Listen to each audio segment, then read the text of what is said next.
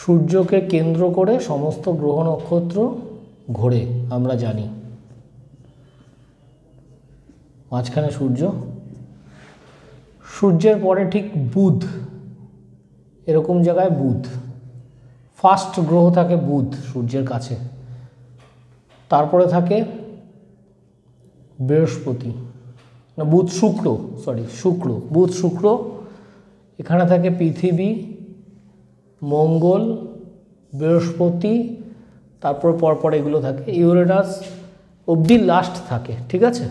বুধ শুক্র পৃথিবী মঙ্গল বৃহস্পতি শনি ইউরেনাস নেপচুন প্লুটো, এরকমভাবে 9টা গ্রহ নিজ কক্ষপথে ঘুরছে সূর্যের চারিদিকে।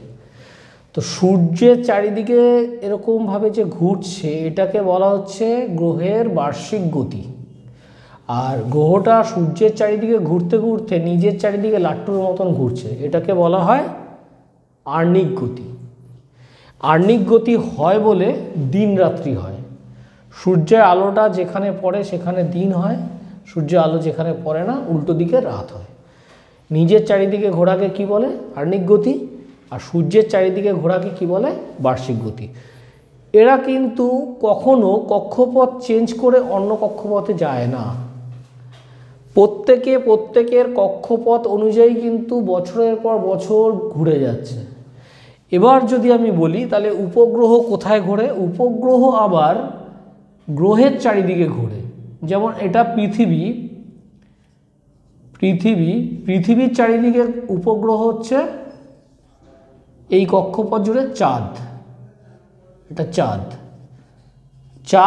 পৃথিবীকে কেন্দ্র করে আবার পৃথিবীর চারিদিকে ঘুরছে। পৃথিবী যেরকম সূর্যকে কেন্দ্র করে ঘুরছে, চাঁদ সেরকম পৃথিবীকে কেন্দ্র করে ঘুরছে। এরকম প্রত্যেকটা গ্রহের উপগ্রহ থাকতে পারে এবং নাও থাকতে পারে। টোটাল সিস্টেমটাকে সৌরজগৎ বলা হচ্ছে।